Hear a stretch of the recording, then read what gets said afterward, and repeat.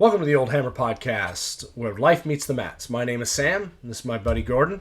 How you doing, Gordo? I'm good. How are you? I'm well. Hey. I think we're going to talk about my return to the mats outside of our training sessions today. To start, and we'll see where this goes. What do you think? Sounds good, man. Let's let it go. Yeah. So today, actually, as well as on Monday, I visited a local gym that had no gi, and they had no gi during the day, which is kind of the best time for me to train. And I went, not really expecting anything because it's primarily a gi school, and just to check out, is it a McDojo or is it like real?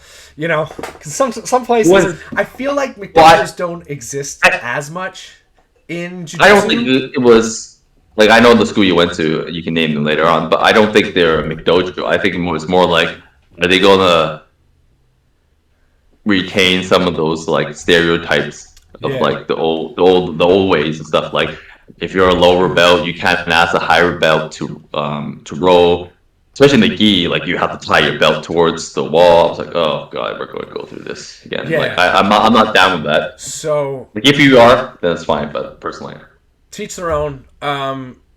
So the guy who was actually teaching the class is one of the two owners, so he's a co-owner, and he was pretty chill. So like it was I did the free trial and then I signed up because I was like, I like him and I like his style of teaching. Now, if you remember one of our previous casts, we sort of talked about the things what you just mentioned about, is it old school? Is it you gotta have loyalty to the gym or you can't train anywhere else? And he just asked me straight up. He's like, have you done this before? And I was like, well, I got my 4 stripes from here, and this is who I trained with before, and I've been training with my buddy who unfortunately tore his bicep. But anyways, yeah. And so he's like, oh, so you have experience, but it's been a while since you trained other than your comeback here. I'm like, yeah. A class, yeah. Yeah. So I went in, and again, I didn't know if they were going to be one of those schools that's like, we're just going to teach you the move and do that. And it wasn't anything like that. Oh, good. Not like the old way. So yeah, when I got to class, he was pretty open to what I'd done before, and everybody else there seemed pretty open, pretty friendly, which is nice. Some places, old school places you go into, and there's this very heavy feeling of competition.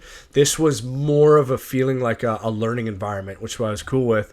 And the way that he set up the class and he did this was progressive. So they have a conceptual 16-week program that they're running through, and they were week 11, but that didn't, given my experience, that didn't really stop me from participating. I didn't have to learn a lot to dive in.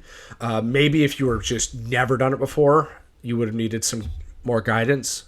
But this was all about 50-50 guard, how to get out of it, how to defend it, heel hooks, how to deal with that. Nice. All that type of stuff. And what they did is he set up a sequence, right? So you started in 50-50, right? One person gets the heel hook, okay? How do you move out of that heel hook, make yourself safe, okay? Right? Then you would practice that sequence, right? Getting to a certain spot. So the entire goal was like how we've been training. Well, we're in half guard. How do we deal with the knee shield? What position should we get to next, right? So that was sort of the concept, but apply it to 50-50. So our training was like what we were doing, just you and me. It was all the same. Very similar. Because then he would take that concept we just learned and say, okay, now how do we reverse it? So how do we get the far side heel hook, say on the opponent that just tried to heel hook you? Okay, now that you've done that, we're done with that concept because don't want to overload you on that. You practice it for probably about 30 minutes at this point. Okay. Now, and this was what was cool, we're going to do a stand-up move because this is a no-gi class. What did we talk about in one of our episodes? So what he did next is we talked about, I can't remember if it was our second or third episode, one of the things that had been missing when we were training, stand up. So what did he do is he said, we're going to practice stand up now. Okay. Here is how you do an arm drag to a double. Not my favorite thing. I prefer arm drag or pass by to a body lock because I'm old. But hey, we're going to teach you that. Here's an arm drag to a double, right? And here's some situations that you can ride from that. Avoid getting your head pushed down. Watch out for the guillotine. Shit like that, right? So usually at that time, if we were in our old school class, you'd be like, well, there's 3 moves. Now everybody just destroy each other. Roll, right? No. Yeah. Insert the middle part where we go, okay, we're going to do 3-minute rounds. Each person, whoever you're partnering with, is going to start in the compromised position. So they're going to start, say I'm in 50-50, right? I'm going to start with the guy locking in the heel hook. How do I get out? Yeah, so then what the next section was we're going to do situational roles, which is what you and I talked about, right? So we're going to start someone in the compromised position. So the guy has the heel hook on me. Go back to the move, and we're doing this for real, right? He's going to try and heel hook me, but there's obviously restrictions. You can't finish it. 60%. If you actually hold it in the position where you can crank it for like 3 full seconds, you go 3 Mississippi, 2 Mississippi, 1. Just let it go and start again because you've blown that guy's knee out in reality. You did it for real, right? And then if either the guy gets out or you tap him, which I actually did tap somebody in a roll using that exact move, and then a calf slicer, but that's just me, Brad. Yes, you probably touched upon it, but like the roll, when you're rolling, was it like objective based roll, or was it a free roll? So for the concept part that I'm talking about, this is objective based roll, right? So you start in the position, and one person has the so you both have objective. It's like a game. It's a game. You have a game to play, and then you did a roll where you just say started in 50-50 and was like, have fun, go. Right, go at it. Whoever gets it, right? Use everything you just learned. And then there was just open rolling after that, where, if you had time to train, gym's open, he stays there. And I just really liked the flow. Everybody who was there to learn. Nobody was cranking anything because they realized it was like that. This is a learning environment. And then when you actually get to roll, you're a little tired because it's been like an hour and a half of these concept rolls and the situational goal rolls. But then you have an open roll where you just, do what we do. There's a set timer and off you go. How many people were at the class this time? Because it's at 12, right? So like Monday, I think there was 10. Today, I think there was 12. Oh, that's a good class. That's a good class size. It's like very like intimate, rather than having a 30, 40 class. Yeah. There's not enough space for 30, 40 people, but there was space for like 6 pairs to roll at a time, which was cool. There was 2 ladies. Everybody else was guys. There was a variety of body sizes, so there were guys around my size there that I could roll with. There's also some smaller guys. So yeah, it was a pretty good environment. I'm actually going to stick with it because it works for me time-wise, and I actually like the coach. That's perfect. He doesn't remind me of John Danaher, but I think he's definitely learned from that style. Like he's evolved with it, and he's starting to. He feels like he wants to be very detail-oriented, explained, and what's the goal of doing this, which is what I was looking for. Yeah, concepts like why are we doing this? It's like not just how we do it; it's the why, and then we can work on the how to do it. Why is more important. Yeah, and a lot of what he was saying is like, especially because we're doing no-gis, so there's a lot of leg locks, as we know, leg locks, which I'm bad at. I sorry. Yeah, I'm fucking terrible at it, man. We're both atrocious at it. Yeah, I know. Mainly through neglect. Yeah. Absolute neglect. Both neglect and, you know, in gi jiu-jitsu that we were doing, leg locks were kind of looked down upon when we were doing it. They were up and coming, but they were still kind of frowned upon. I mean, like, we were allowed to do it, just that nobody went for it because it was like this, like, it was like the old school Brazilian mentality of it's a dirty move. It's a Hail Mary or a dirty move kind of thing. It's like, what, after all options have been exhausted, I shall now drop back into a heel hook. Or I'll go for that one knee bar that I know that I'm not getting. So, you know, that was it. And then if it failed, there was like no transition. It's like, oh my god. Yeah, just gonna flying knee bar this guy from guard because that's all I know how to do. Yeah. Mm-hmm.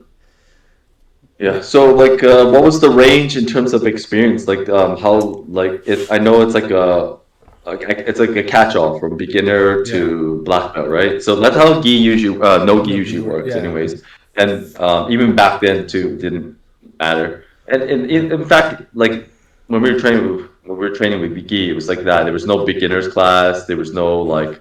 It's just like you were a newbie white belt. Like you were told to roll with the other 1 stripe, 2 stripe white belt. It was like there was no. It wasn't segmented like that, but there was no like separation. So obviously there was no belt system. So there was none of that old school. Well, you can't roll with a black belt because you don't know who the black belt is, except for the prof.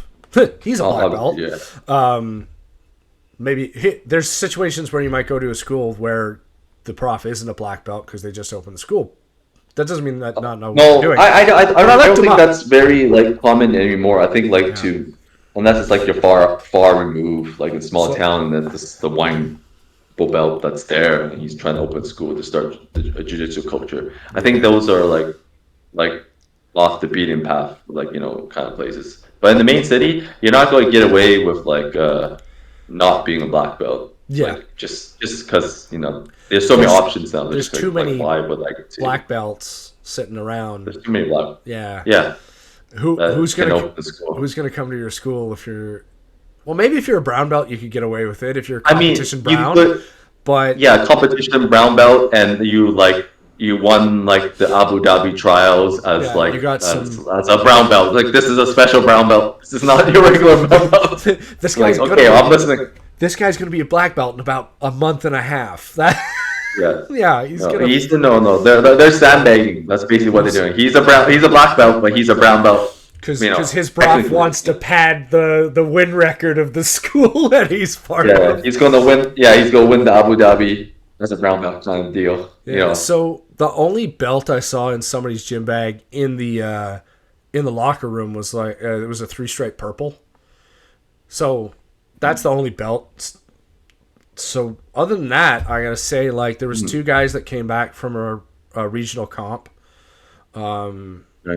There's a league there that we could talk about another time. There's a couple grappling leagues there, like legit grappling leagues. Like, that's how far removed we are from like the local scene even. Yeah, for sure. We reintegrate ourselves back in.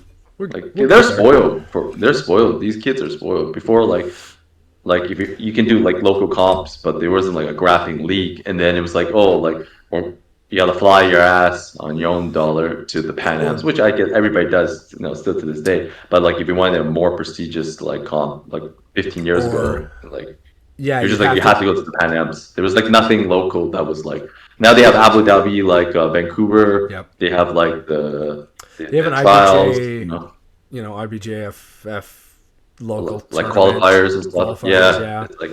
It's so expansive now compared. There's so many competitions that you can choose, different rule sets and stuff. Before it was just like whatever, like you got whatever you got there. There was a couple local tournaments, and if you sort of proved yourself to your prof, maybe you could go down to Washington for one of their regional tournaments, and then if you got through that, you could go to Pan Ams, but you'd have to fly. And then if you really wanted to go buck wild, you could go to Brazil, but again, you'd have to fly your own ass down there on your dime. Yeah, spend like $9,000 for like 3 months training in Brazil where nobody speaks to you, but you know, English. Yeah, even to walk in the door, doesn't matter what belt you have. You have to fight to prove that. Yeah, you. It's like it's like archo aggressive. Yeah, like, boha, you know, like go hard, whatever. Boha, like balls deep. Yeah. Like, why you tapping? Well, you have me in a fully extended armbar. Why you tapping? Yeah, no, it breaks. No, it's like they're doing jiu-jitsu like how like people like do boxing in North America to get out of the ghetto kind of thing. It's like that's their mindset, you know. Yeah. Like Oscar De La Hoya from Mexico, right? It's from the ghetto to a star if you're lucky. Yeah. If you don't have your bell rung too bad. Yeah, but I want to ask the question. So, like, about the actual, like, the roles and stuff. I'm curious about like how they go. Like, how many times did you roll? How many people did you roll with, and the outcomes and stuff like that. And how does it feel like to roll with other people instead of just like roll with me? Because our games are similar. So I gotta say, except for one guy, so I rolled with 3 different people over 2 days. And the first guy I rolled with was fairly newbie. I obviously do have to get back to work, so at some point I kind of have to call the session, which I'm working around as long as my boss doesn't call me, which happened today. I'm going to sneak away. Yeah, at lunch. So the first guy I actually caught, he didn't catch me, but I caught him in the heel hook, but I also caught him in a good old Dean Lister leg lock on the calf, and he didn't know what was going on. But you know, he tried, and the thing about, even though I could tell I think he was going to the gi classes, even though I could tell he was definitely a white belt, he wasn't freaking out as much, and I don't know if that's the new school of teaching. Like the white belt spaz strength. Yeah. He was a bull, man. He was like, he actually said, like, when he tapped, is when I got him in the leg lock, he just went, yeah, no, I started to feel that, was like very humble about it, and just was like, yeah, I'm not getting out of this, so let it go, right? Yeah, man, even back then, like I've been caught in the heel hook only twice, I think, you know, in a couple of knee bars. Dude, I tap like almost instantly. Like if I know there's like not less than like, even if it's at 50-50, I'm not fighting. This is training, man. I'm not having like. There's no point. I'll try to be the world champion of training. Yeah, like, no. If you're in comp at Abu Dhabi, yeah, you're gonna try to rip your leg free. But if you're if it's just on the mats, like, it's okay. I'll tap and learn again. I'm like, let's do that. And you have a good time. Yeah. So that was an easier roll for me, which was nice because it was my first class. Today I rolled with 2 people. Say it again. So that was my first real roll at that class. That was nice because it was my first one, and I was just trying to get the lay of the land, right? Then I rolled twice today. One with a guy who had less experience but was about my size. I didn't tap him, but that's not important. It was mostly just playing my game and trying to work what I was doing. Then the other guy I rolled with, who was actually taller than me, he was taller than me, about my size, but he's one of the guys who went to comp. And yeah, that was tough. It wasn't as tough as you because he was not as agile. He's not as agile. He's way bigger. He's huge. He's a big man. But he was tough, and I learned, the most important thing was I learned things while I was rolling with him. And I'm like, right. Because again, their game there is centered on leg locks, which I'm shit at. So my entire goal was like, get to half guard, get out of the leg lock problem, get to half guard, which it did. So like he was on top or you on bottom? Like what was harder for you to attack him when you were on top, or vice versa? Getting out of bottom I found was easier in this case, but that's because I think you and I have trained a lot. Our games are similar. We have a heavy top game, so when we actually practice, Ricardo Arona. I'm not sure if you remember Ricardo Arona. Yeah, I do. If anybody is listening, like Google Ricardo Arona, the master of like positioning and jiu-jitsu back in his day. 0 points scored on him in Abu Dhabi. Yep. Ever anyways, yeah, ridiculous. That's us. So, but Walmart version. Yeah. So the Walmart version.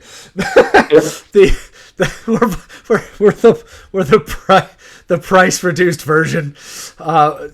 Everything 50% off. But yeah, just like our skills. Yeah. So like when I found it easier to get out from under him, but that's because I had a lot of practice getting out from under you. And our games are heavy top games with a lot of pressure, which comes from Marcus because that was his style. So like I found his side mount. I'm like, this is kind of loose. This is kind of loose. But like when we got into leg lock territory, I was screaming in my head like oh shit. Shit. What do I remember? Okay, do this, do that, do this, do that. Don't do that. Don't go that way.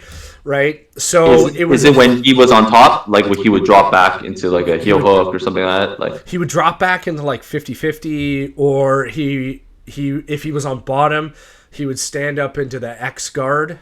Right. If I stood up to pass, he would go to X guard. And I'm like, right, don't get heel hooked from this, and shit like that. So like one thing I definitely learned today is when he went into X guard, I was like hip forward.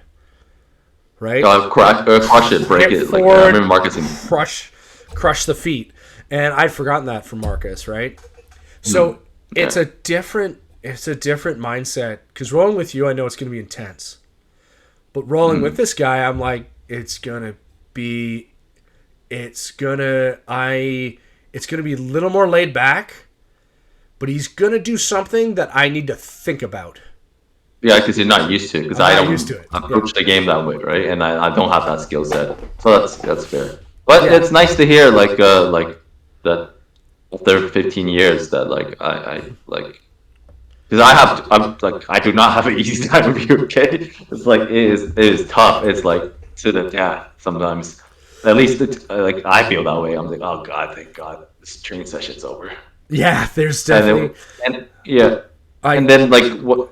But it's nice to hear that, like, at least the pressure side of my game, which is like the side of the game I'm most proud of, is still like has relevance. It still works. Yeah, I hope. When I was able to get past, I didn't use the cradle today. I should have. Cradle, man. I was like, I'm not gonna show this just yet. I'm gonna hold this to my chest because we're chill right now. They know the cradle. You just give it to them. Yeah, but but when I passed the guard or whatever, and I got to side mount or half guard, I was like, I feel real comfortable, and there's a lot of pressure on them, and they're not moving as much as Gordon. Your side mount is fucking terrible. I will say that, dude. It is terrible. Like. It is, I don't know how to describe it. It's terrible. It is dude, like the pressure is like a gag reflex anyway. So like, but so it's so bad. Sometimes I'm like pushing my mouth guard out, so I just can. Sometimes it's like, well, thank you. I feel like puking, man. Bro, no, I'm not about blowing smoke out your ass. I told you this before, man. The pressure is intense. I'm just like, oh my god, there is no room. Like, I'm dying. All warm and tingly. I'm not trying to flip with you, man. I'm gonna just tell you too. Well, so like when you were on top, like when you passed, I'm really curious, right? Because like how like the meta of the game has changed, right? So like when you passed half guard, was that difficult to pass it? Was it? Or no, they less we've been practicing it. Okay, I see. Right. So as long as they didn't have me in the X guard, or I didn't get my ass. So open guard, basically, as long as you got past open guard and just get yourself into half guard, it was like chest to chest, like the chest to chest. Yeah. And here, I can go half guard. I can go straight to side mount, right? And yeah, I felt perfectly comfortable. And the only thing I was worried about is them reversing me into some sort of leg position I'm not used to, right? But at that point, I'm fairly in control. I felt fairly in control, right? So, like after that, once you got a side mount, it was basically your game the whole time. It was my game. Yeah. Yeah. Okay. I felt it was my game. Okay. Again, I don't know what level I was rolling with. Obviously, the first guy I know was lower. You've been off for 15 years, and he's clearly training. He just got back for comp, so he's more sharp, 100% more. That guy was actually a tough roll, but it was for different. Like, I didn't feel exhausted after I rolled with him, but I do feel sore. Right? When I roll with you, when we're done our rolls, I'm just like, I'm so tired. He was moving so fast. Yeah, it's like pretty this hard. Guy was like, we're not using strength, but I have to use strength. Is the best way to describe it. Like with you, I do use strength, but I also try not to use strength as much because I want to keep up to your speed, and I'm going to be completely exhausted. For any of you guys who are like relying on strength, you got to parcel it out, especially against people who are faster than you, because your strength will wane and they will still be Speedy Gonzalez. They will still be moving and you'll be like, I can't hold on to him. Strength is very important in Jiu-Jitsu, but like you need to like reserve it for the right moment. You have to use it appropriately. Whereas this guy, I was like, I have to use strength because he's strong, but at least I don't have to move that fast. I can. You don't want to move as much. Yeah, I don't have to move as much. I am surprisingly the fast one. Oh, right? wow. So, like... It's our training together. Yeah, I spun my leg around. I'm like, haha, I'm here. And he's like, yay, he's there. Okay. But, yeah, no, he was good. He was good. I'd roll with him again. And... Describe your role. Like, he would start on bottom. Like, how was his bottom game like? How was his approach? We would switch. His bottom game was way fucking better than mine. And the other problem I have, which... y'all will get to know me, is I got tree trunk legs that are short. Oh yeah. Now the guy I was rolling with was probably 6'1", 6'2", so he's 3 to 4 inches taller than me. And even though we weigh about the same, his legs have that much more room on me. Yeah. So he could do things like he could triangle my knee while he's looking for the other thing. Right, looking for the other heel hook and hook me, which means now I've got, while he's trying to mess with my left foot, I'm trying to detangle my right knee, right? I see. So you start thinking about other things. So we would start with one of us on bottom, and then try to get into one of the guards or tip them down into 50-50, which he did to me, and it sucked. But I managed to get out of it because I looked up a video before going. Nice. It's like, I should probably know something. Secrets. They've had 11 weeks of this. I've had an hour and a half. I should probably look up something. So I did. And then, what the best way I can describe it is like, so he would start on bottom, I would start on top, sort of in a loose guard, that you could finagle into like a 50-50 or an X guard, whoever's on bottom. But the thing is, it's play open. It's like you start open. It's basically open, but we're close together. So I'm not just like, it's like how we start sometimes. For those who don't know, is one of us will start on our butt basically, and the other person will be either on their knees or standing, but a foot away. Yeah, I'm basically sitting up. It's like I'm sitting up in the guard. So imagine sort of the same thing, except our legs are already touching. Are you talking about 50-50? Like you started in 50-50? On Monday we started in 50-50. Today was open with this guy because we kind of passed everything. But basically, we weren't in 50-50. Somebody was definitely on the top position, right? But unlike how we would start, where we're separated, we were already like, his feet were just able to like go into play. Is it like a loose half guard, right? Or loose a loose open guard, really. Like he could have gone to rubber guard, he could have gone to X guard, half guard, whatever, right? Because he's basically already touching my legs. Like his calves are past my point. Oh, I see. I get one on the side, one inside. Like it was however he wanted to position that, and then now it's my problem to deal with him, and it's his problem to lock me up, right? I see. Yeah. So. Okay. Yeah, it was just an interesting difference, right? Because I always find it easier when you're starting on top. And then, of course, in the bottom, I was just like, I don't know, here, this. Fuck. Oh, there I go. Can you come to half guard? I know that one. Yeah. I know Fly into the half guard. Just fuck hey, this open shit. There we go. Okay, underhook. Yay! But where was I going with this? Shit, I totally lost my train of thought. But like, when I'm trying, because this is recent in my mind, so I'm trying to like work through it, process it at the same time I'm talking about it. It's like when I was on bottom and trying to lock him up, he already knew how to get past whatever I was going to lock him up with. So I had to think, okay, so I'm going to put him in this.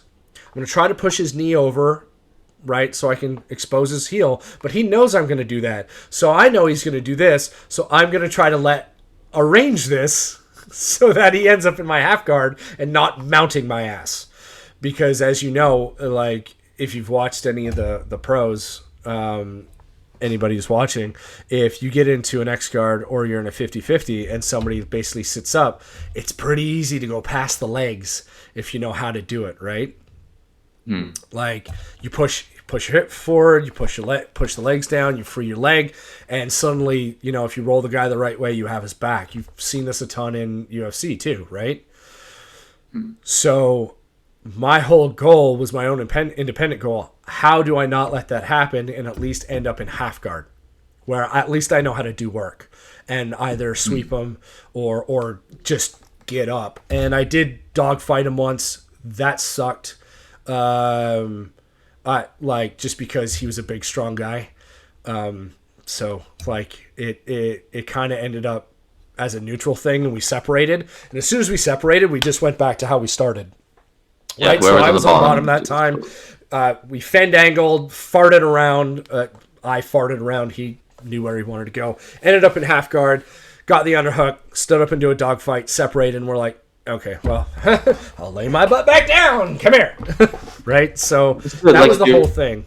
Yeah. At least you know, like, if you have to, get your fucking ass back up. You can. That is one thing I'll tell about the instructor is he when he was demonstrating stuff, he never had qualms about people just running away. Like, he's like, if you're in the heel hook, here's how you reverse it. Here's how you get to back. Here's how you get to side mount, whatever.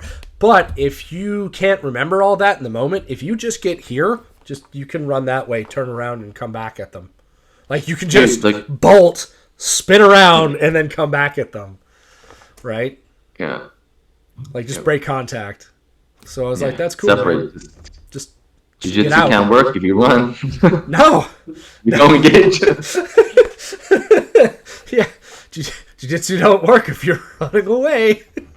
Yeah, that's so that was cool. Like, I just felt it was a very different environment than I was used to, because the environment we came from, whether it was boxing or jiu-jitsu or really realistically any sport I've kind of been in, not martial sport but any sport, it wasn't, obviously it was about competing because you're fighting other people, but it was also about learning, which was very different. So I felt very relaxed. I'll tell you this, the Monday I was going to go, like about 30 minutes before, I was like... Butterflies, right?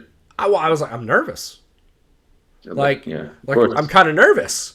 Like, I know I'm decent. I know a few things. I know I'm not a prodigy, but how's this going to go? Am I just going to freeze up? And which I don't, I mean, I've been through competition, so I don't think I would, but you get those little bugs like, am I going to like this place? Am I going to like the people there? Because, you know, you try not to set any expectations, but happens. So in the end, I thought it was pretty good, and I learned stuff, which I'm happy with. So I figured, well, I can stick with it for a while, because we can talk about memberships the other day, but, you know, you can always cancel and leave and go somewhere else. But yeah, so as it stands for both the convenience of where it is, I don't know any of the other profs there. It was really just because I'm like, well, I like what he's teaching, and he's teaching the things that I'm not used to, and he's teaching it in a way that actually makes sense in my brain. I'm going to learn things, and it ain't bullshit. It ain't It's legit moves that you can look up on YouTube, and it's a sequence that makes sense. And with practice, I think I'd be pretty good at it, and it will take my game to the point, in my opinion, over time, where, okay, good at side mount, decent at half guard. Now I can do some stuff in the 50-50 if I end up there, or I can at least start learning about leg locks and stuff, and how to defend them, so I can get to a position that's more suitable to my character. But yeah, so it's been 2 classes. I'm going to keep going when I can, and yeah. The only thing I'll tell you is... it was a good experience for you. No, I'm glad that was a good experience. I was actually a little bit like... I was anxious. Like, I was apprehensive for you. I was like, oh, man, like, I hope this is good, you know? Like, I haven't got to the school that I want to go yet, because, you know... You're healing. I'm still healing, yeah. I'm torn bicep, so, like, I've got a couple more weeks to build my fitness, then I'll go. Well, I was even thinking about this way, because usually we try to roll on the weekend when we could, and we'll try again once you're better as well. You go to the school you want to go to. In looking at the school you're at, I'm more than happy, like, say on a Saturday or Sunday, because this place I basically just paid for twice a week. That's the other thing, is their payment plan or whatever, I worked it out, and I'm like, that's actually pretty affordable for what I'm capable of doing right now, with time between, you know, my regular physical activity, family, and all that shit as you get older, responsibilities, and so on. And, like, again, I might join a competition, but that's not really why I'm doing this. I do want a black belt, but, you know, I want a black belt for knowledge. That's my goal. I want to learn more about this. If we ever open a school or something, I want to be able to teach it. I don't necessarily need any more medals. That's not why I'm in this. If I do compete, I want it to be fun, because when we competed, those experiences were both glorious when we won, but also horrible trying to actually get to competition. Just from my perspective, there was ups and downs with both of that. So I feel like I'm going to learn a lot here. So I'm going to stick with it for a while. Sounds like it. Sure. But, you know, on a Saturday, Sunday, if your school's got an open mat or something like that, I'm more than happy to come out and roll with you there. If you like it. I'm pretty sure I'm going to like it. I think I just need to adjust to, like,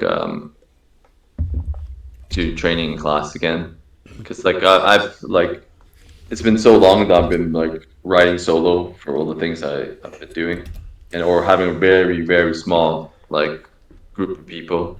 Like, with powerlifting, just like me and 2 other people, or something. 90% was just me by myself, and then now I have to, like, kind of integrate back into civilization.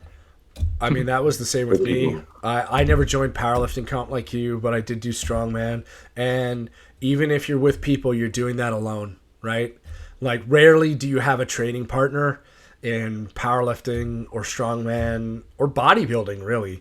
Some that is your size, your strength, your intensity level. It's really hard to find those 3 things, or you're doing it at the same time, you're on the same cycle. Not steroids, I meant mesocycle, everybody. If you're on roids, that's up to you. I'm not going to talk about that now, but if you're on gear, do whatever you want. Right, so a lot of the times you ended up doing it, like you said, by yourself, but jiu-jitsu is something you can't do by yourself, and the only other person I knew who did it was you, because you're the one who got me into it, which I've never truly thanked you for. So to everybody, you're welcome, man. To a lifelong journey of crippling injuries. You're welcome. Torn hamstrings, torn biceps, you know, all the good shit. Yeah, multiple herniated discs, you know, whatever. That's fine. But, speaking of that, I went to see the surgeon, and he said everything was good. I can go back to training, and before I left, he's like, and when you tear your other bicep, you can come back again. I'm like, yeah, all right. And I was like, no, I'm going to probably tear my ACL and he said, oh yeah, right, yeah. He's like, oh yeah, you do jiu-jitsu. Yeah, number 1 injury in jiu-jitsu. like he knows already. He's like, oh. I swear, I was talking to another buddy at work who does jiu-jitsu, and I was telling him about heel hooks, and he's in the gi. He does gi primarily, right? And he was like, this was his reaction. He's a bit of a hater, to be honest. Sometimes. About what? Oh, just stuff. Just like a hater as in other schools? Like yeah, other schools, like, but he's one of those people in life that kind of, just likes to, I don't know, shoot the bird out of the sky. I guess that's the basis. Oh, so he's got that. Maybe he's got that old school mentality. We were like that when we were young. That's true. Maybe he does. Anyways, but he just said, "Oh, they're teaching white belts heel hooks." I'm like, "Well, no, it's no-gi.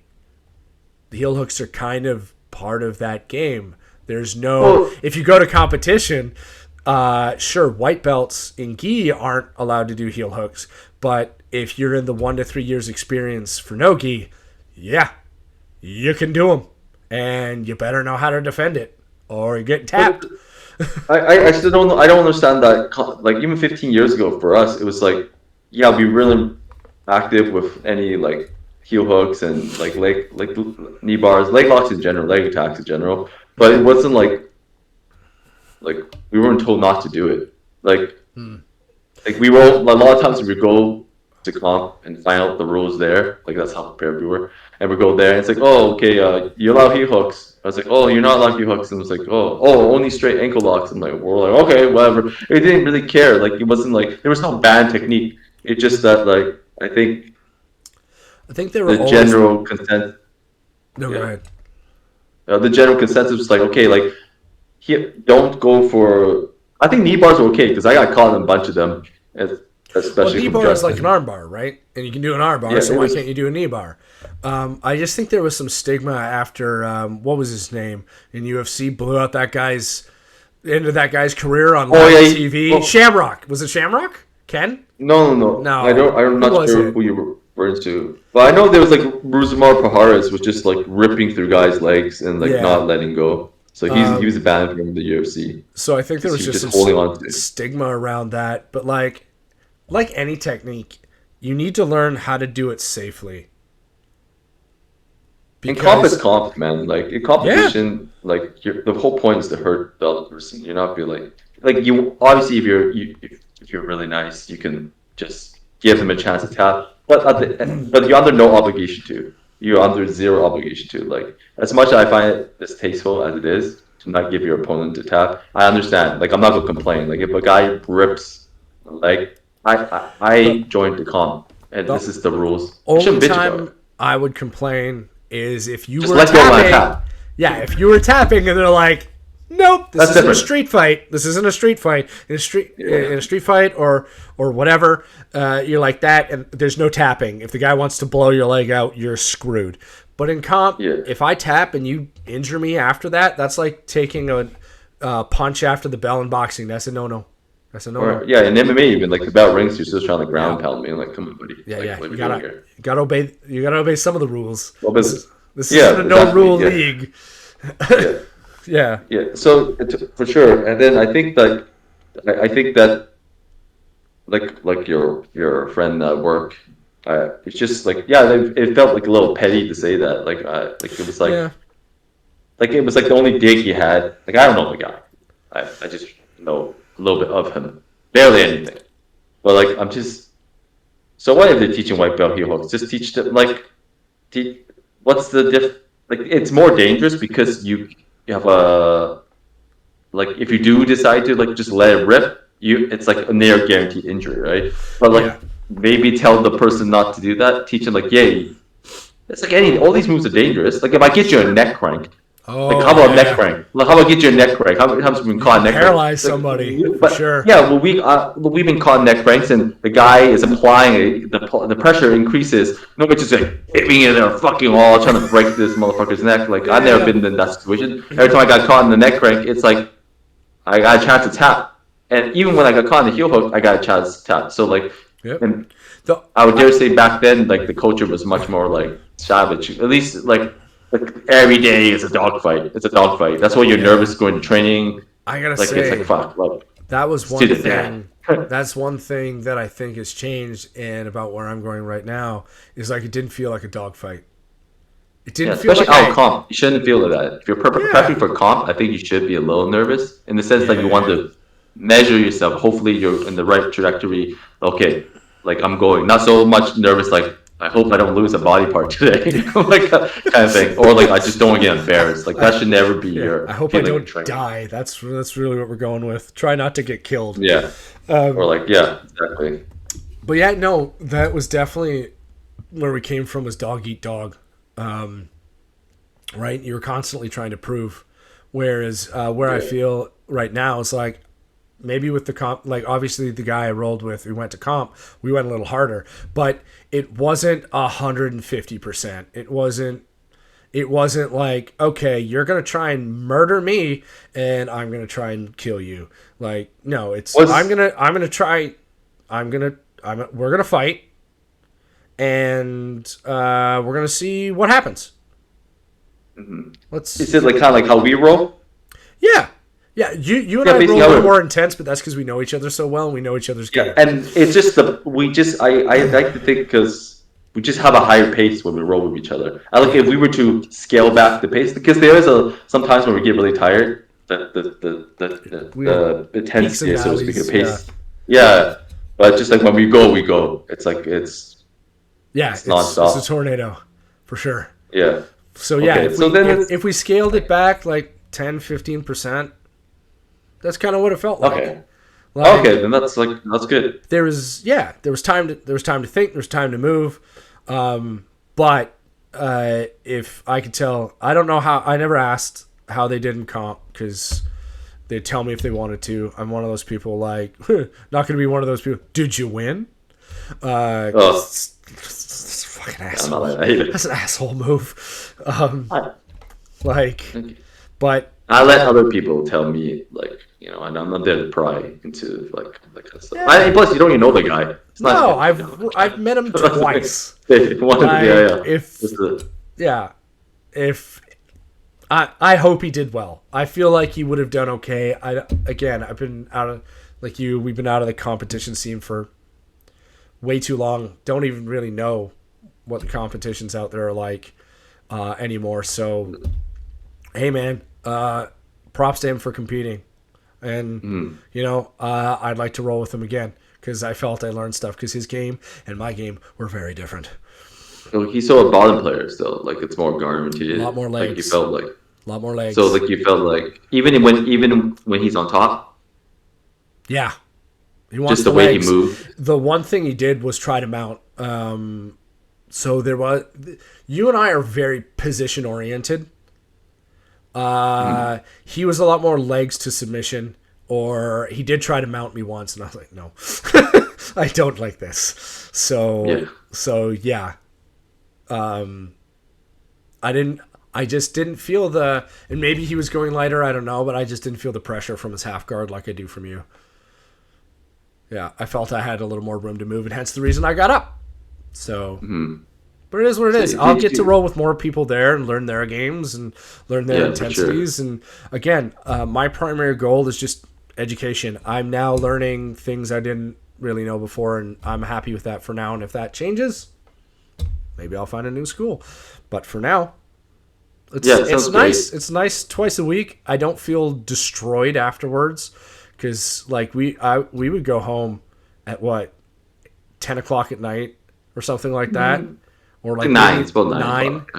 And I just felt annihilated. Like everything hurt. My neck, my knees, my elbow, my hip, just everything hurt. Oh, dude, I just remember just going home. I couldn't even take I was so tired. I couldn't even take my gi out of the bag half the time. You're like, just drop it on the floor. I need to have a shower. Dude, I wouldn't eat sometimes. I would just shower and then just flop because I didn't want to ringworm. Yeah. And then just go to sleep, man. I was destroyed. That is 2 hours of stress. Well, that's the thing is I always felt terrible. Like my body hurt after we got home from training. I'd have my shower. I'd try to eat something with protein in it. And then I'd try to go to sleep and I just couldn't fall asleep.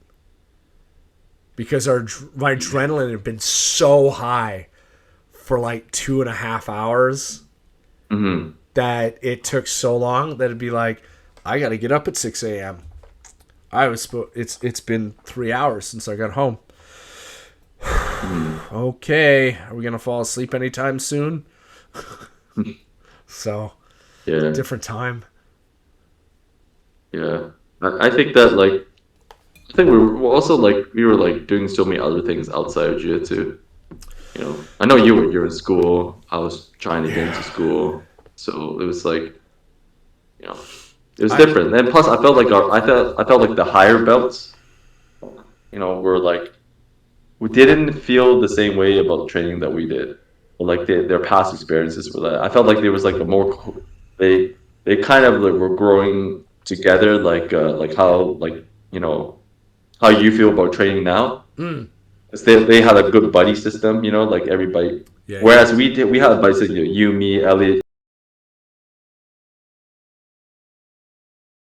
It's just that it became like a really like I guess it was just a weird time in that. It was just a weird time. Yeah. And at that time of training, that like the politics of other things were coming in. I can't remember exactly. It's just like I just know I didn't want to be part of it. Some guys were getting like forced into MMA. It's like, oh, and they were going to be fighting a rival jiu-jitsu school. One of their guys, their belts would be doing MMA. So a couple of our guys were like, well, I just want to do jiu-jitsu. I don't know why, you know, why. And it was our generation, right? So the couple of guys in our generation, like they were like, oh, they're going to fight MMA now, and they were like taken back by it. It was like the decision was made for them. They just wanted to learn jiu-jitsu. They didn't want to. They didn't want to do MMA. And I remember they were really good jiu-jitsu guys, and the guys were talking about. Yeah, they were really good. They were really good. Like they trained way later than us, and they were so much better than us. He was so much better. But they had each other. He was small. They trained. And brutal. They were so strong too. Those.